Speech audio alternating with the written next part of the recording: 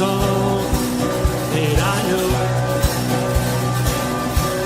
The old made new. Jesus, when I met you,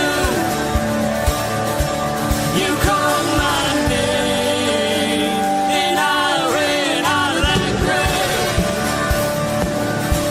out of the darkness, into your glorious day.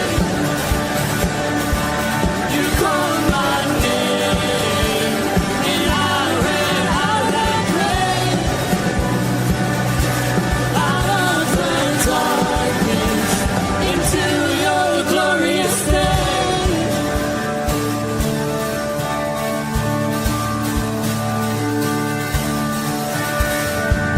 I needed rescue, my sin was heavy, but chains break at the weight of your glory. I needed shelter, I was an orphan, now you call me citizen of heaven. When I was broken, you were my healing, now your love is the air that I'm breathing. I have a future, my eyes are open, 'cause when you call my name, I ran out of that grave, out of the darkness, into your glorious day. You called my name, and I ran out of that grave, out of the darkness, into your glorious day.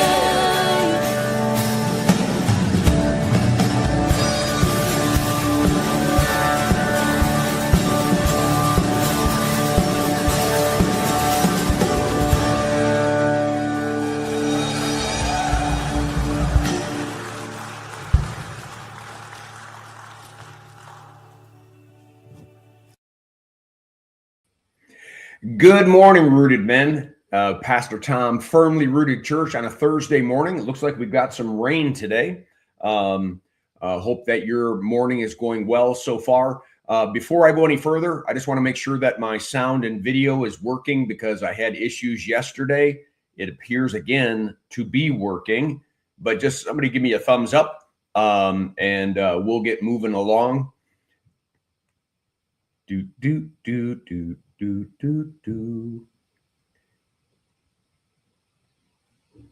How are we doing, guys? Sound and video are great, says Glenn. Chuck. All right. Good. All right. Very good. So let's say hi to a few people. I'm out there on X. So is my cousin, Dave Donnelly. Steve Giroux, good morning. Chuck B, shalom, gentlemen. Ken Gooch, good morning, fellow brothers in arms. Brian Vlaming, good morning. Chris Connolly, good morning. Glenn is also saying good morning, Rooted Men. And we'll see if some, there's a few people popping on. We'll say hi to them at the end. All right, we're getting near the end of the book of Joshua.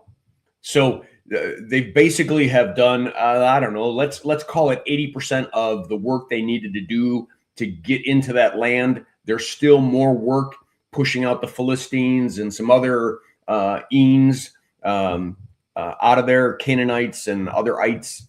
But what we have now is that the 2.5 tribes, it's time for them to go back home to the other side of the Jordan. And as I said, we're getting to the end of this reign and Joshua's life. And so let me pull up the reading, and I've highlighted some sections that I want to make sure that we touch base on. So hopefully you can see the reading. The eastern tribes return home. At that time, Joshua summoned the Reubenites, the Gadites, and the half tribe of Manasseh, the 2.5. Remember, they were told that they had to cross over. They had to go before the Israelites. They had to fight with the Israelites. They had to help the Israelites get all the land, and then they would be able to go back home. And said to them, good news, you have kept all that Moses, the servant of the Lord, commanded you, and have obeyed my voice in all that I have commanded you. Man, those are good words. You've not forsaken your brothers these many days down to this day, but have been careful to keep the charge of the Lord your God. And now the Lord your God has given rest to your brothers, as he promised them. Therefore, turn and go to your tents in the land where your possession lies. It's time to go home. I just can't imagine this moment, right? This moment when these soldiers are allowed to go back home and to be with their family and their children and begin to put their life in order and live in the land that God promised them. All right, therefore turn and go to your tents in the land where your possessions lies, which Moses, the servant of the Lord, gave you on the other side of the Jordan. Only be very careful to observe the commandment of the Lord, of the law that Moses, the servant of the Lord, commanded you, to love the Lord your God and to walk in all of his ways and to keep his commandments and to cling to him and to serve him with all your heart and with all your soul. Sounds a little bit like the Shema, right? Only be careful. I wonder if that's not a word for us here on a Thursday as we traverse through a pretty weird world and a very weird America. Only be careful to observe the commandment. Be careful.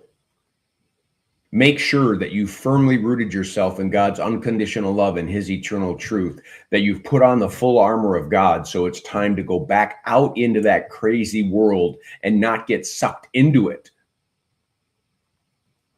but be light in contrast to its darkness, to be obedient, to not sacrifice your principles, become someone that you're not just because of the crowd that you're in or the people that you're around.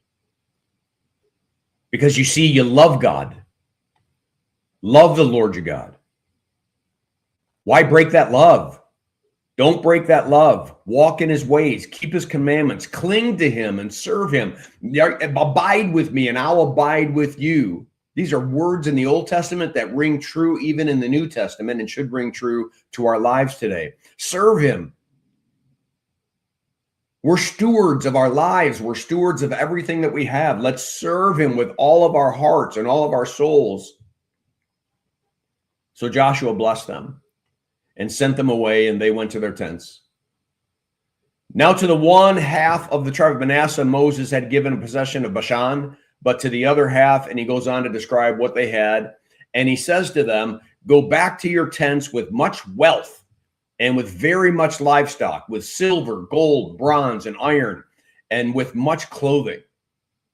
Remember, these people came out of the desert. They had nothing except what they used from the Egyptians and when they built the tabernacle for God. But now they have tremendous amounts of wealth because God gave them a land that was already fruitful, right? Flowing with milk and honey. Remember, divide the spoils of your enemies with your brothers, those who stayed back to protect the families. So the people of Reuben and the people of Gad and the half tribe of Manasseh returned home, parting from the people of Israel at Shiloh, which is in the land of Canaan, to go to the land of Gilead, their own land, of which they had possessed themselves by command of the Lord.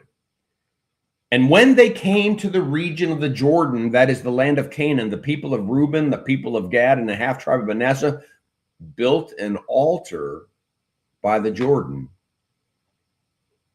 an altar of imposing size.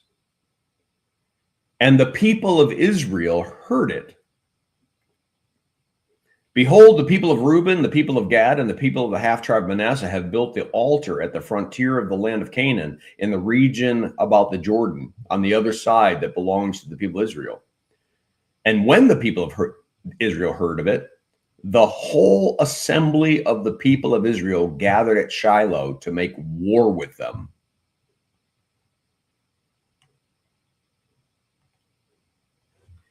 Yikes. The first thing they do is cross over the Jordan and build an altar.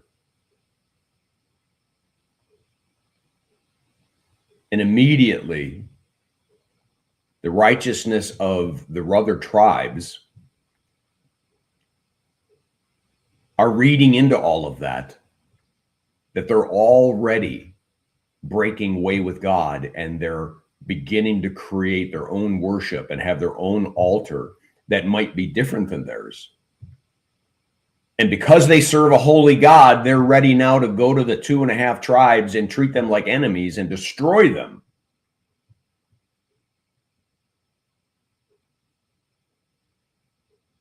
What's going to happen next?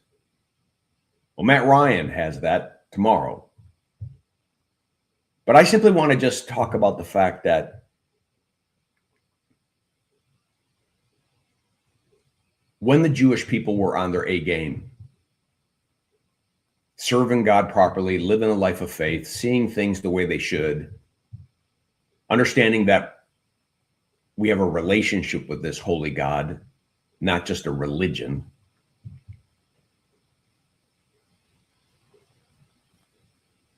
Man, they fought and scratched to do it right.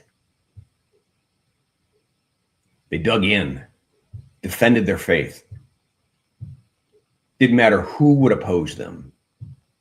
Fellow Christians, people out in the world, doesn't matter. And I just wonder, in my lifetime, the Christian church just seems to cave into everything. We're afraid to stand up for anything. And hence, I think sometimes the people out there in the world say, well, what is the difference between you and us? I mean, I don't see a difference. Let's be different today. Let's be defining today. Let's be certain today. Let's be very clear today as we set our direction, that the way that we speak, the way that we act, and the way that we steward our life today is graciously under the direction of a holy God who loves us, redeemed us, saved us, and has set us free. We serve him. Let's do that today.